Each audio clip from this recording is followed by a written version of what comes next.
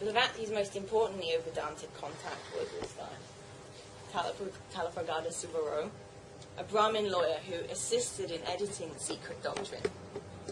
Rowe's thought had all the hallmarks of an essentializing neo-Hinduism that was bothered by contemporary science and Victorian cultural pessimism, framing the Oriental philosophy as a singular, homogeneous entity of absolute truth, and referring to the West's spiritual sickness brought on by the advancement of science. Subarao was influenced by this guy, Ram Mohan Roy, the famous father of the Hindu Renaissance. In 1828, Roy had founded a Hindu Unitarian syncretist movement known as the Brahmo Samaya, or Society of God, which included Neo-Vedantic elements. Roy was committed to the historical, critical reading of scripture that was fashionable in Germany at the time. He focused on the moral precepts of Jesus and denied the Trinity, condemning superstition and belief in miracles. He was critical of Hindu idolatry and superstition, which he believed resulted in the degradation of morality, but also criticized Christianity for its own idolatrous and polytheistic, that is, Trinitarian teachings.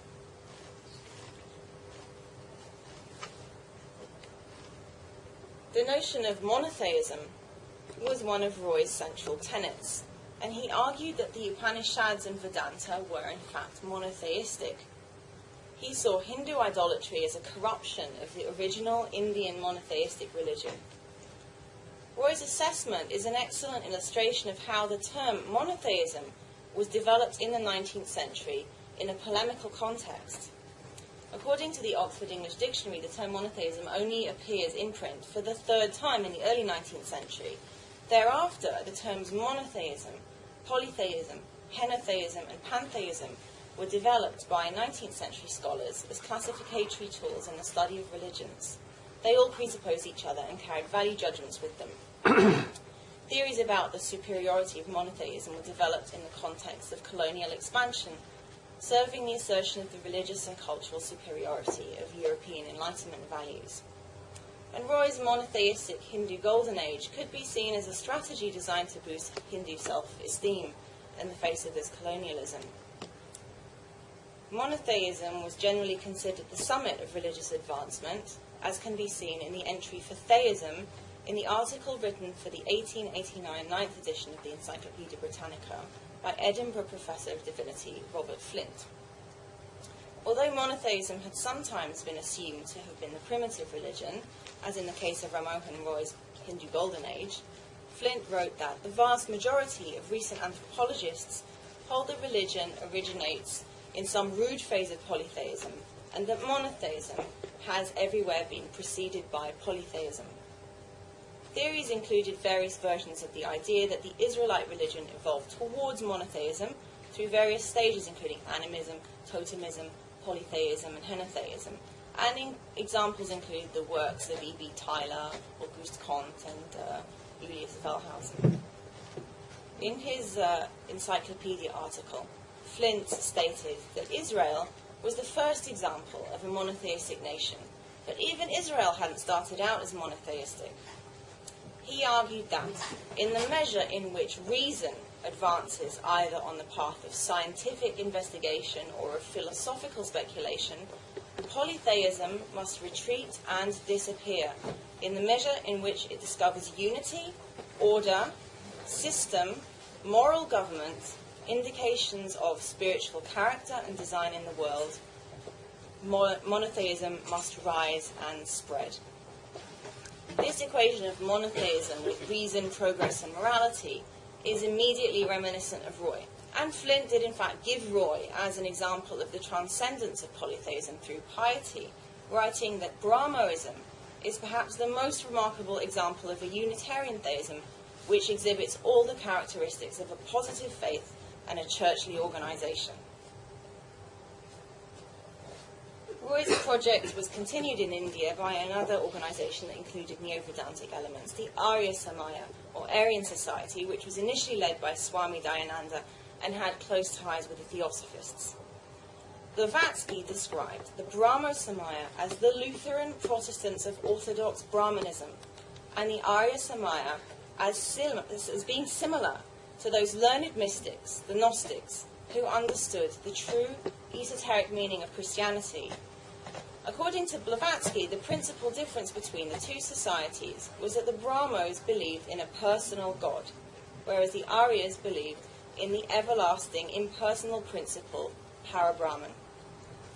This is like saying that the Arya Samaya were like Kabbalists, whereas the Brahmos, despite having many good qualities, were monotheists.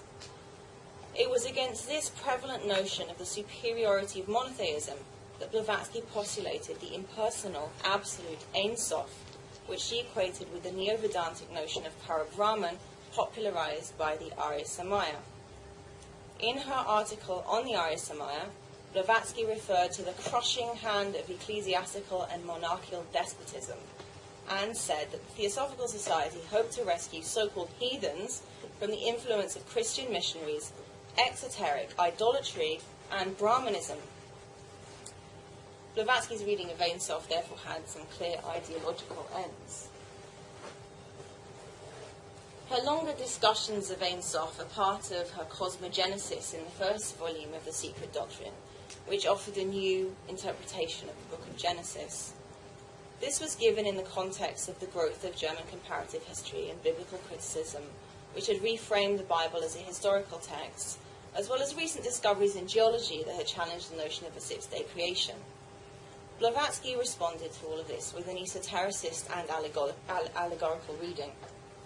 She claimed that the initial 4 chapters of Genesis are but a fragment of a page in the world's cosmogony, which in their present corrupted form is nothing like is like a nursery tale. Blavatsky filled in the missing information, in which Ein Sof formed part of a pantheistic or perhaps monistic fourfold system of emanation with Neoplatonic parallels. She described Ein Sof as the absolute impersonal Parabrahman, which emanated the next level, the impersonal unmanifested Logos, the architect of the universe. Then came the manifested Logos, and finally the world as we know it. Blavatsky was careful to emphasize that Ein Sof is not God and is not the creator. It emanates the levels below it, and it is they that are involved in the creation of the cosmos. In this monistic vision, spirit and matter ultimately come from Ein Sof and are two sides of the same substance which combine to create consciousness.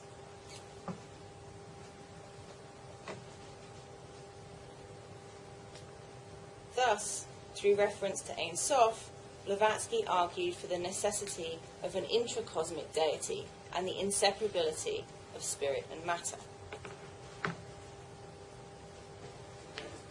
Blavatsky posited her cosmogony as an alternative to what she perceived as two extremes.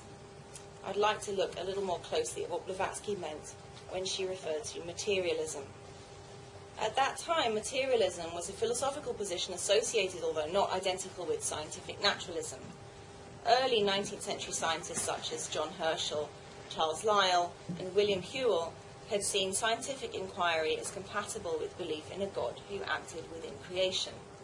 In the 1860s and the 1870s, which is exactly when Blavatsky was formulating her ideas, scientific naturalists such as biologist Thomas Henry Huxley, the physicist John Tyndall, argued that it was impossible to arrive at true knowledge of any reality that lay beyond the senses. Transcendental realities, the scientific naturalists insisted, were unknown and unknowable in any field. Materialism was defined differently by different writers, often referring to psychophysical parallelism and sometimes to materialistic metaphysics. Blavatsky referred to it in both senses and condemned it as the crass and illogical position that denies the existence of spirit in both man and the universe. It prevents scientists from believing in the divine, because unlike occultists and Kabbalists, they do not understand the true essence and nature of matter. Blavatsky's writings engage directly with the ideas of scientific naturalists like Huxley and Tyndall, with their various forms of naturalism, their various forms of materialism. These scientists also tended to favour Darwinism that Blavatsky rejected despite her evolutionism. And all of this took place against the background of a perceived battle between science and religion, as famously formulated in John William Draper's 1874 work, The History of the Conflict Between Science and Religion, a polemical work that argued that throughout history, religion has endeavoured to suppress scientific truths. Despite the perceptions of writers like Draper and the Victorians themselves more generally, there was no battle between a monolithic science and a monolithic religion, but rather the negotiation of multiple definitions of both science and religion. For Blavatsky, it wasn't so much about a battle between science and religion as about the negotiation of the territory that lay between a credulous superstition and a deadening materialism. As we can see from the quoted extract, her Kabbalistic reading of a unified spirit-matter cosmos emanating from Ein Sof Parabrahman was crucial in this negotiation. So to sum up, I started out stating that I wanted to contextualize Blavatsky's Qabbalah. In basing myself on an extract from the Secret Doctrine, I sketched out some of the contemporary discussions that Blavatsky's Qabbalah participated in and some of the relevant historiographical issues. Marco Patti showed that Blavatsky's Qabbalah participated in a demarcation of Eastern and Western esotericism, and I've added to this by discussing some of the Neo-Hindu and more specifically Neo-Vedantic background to Blavatsky's reading of the Qabbalah as Eastern esotericism.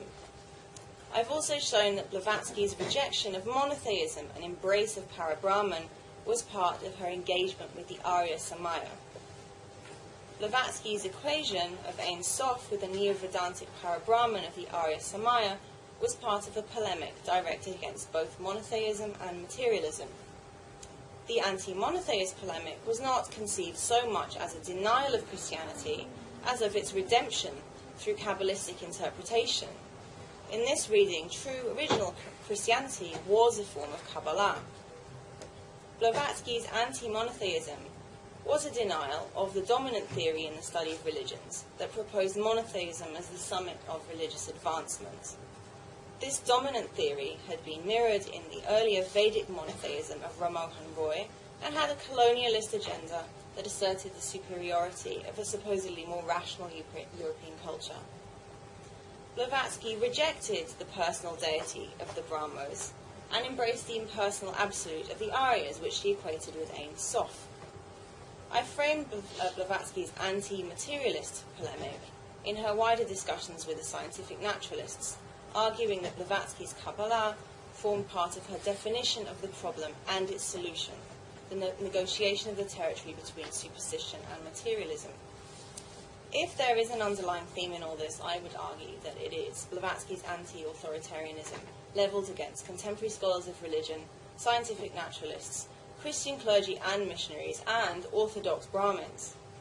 At the same time, she set herself up as an authority in the interpretation of Qabbalah, and the Theosophical Society, its journal The Theosophist, and Blavatsky's own works became the new institutional arrangements to guard the authenticity of this supposedly ancient tradition. This offers, I hope, some insights into how Qabbalah participated in the strategies that one particular late 19th century thinker developed in response to the Victorian crisis, of which for her, at the very least, a crisis of authority surely formed a part.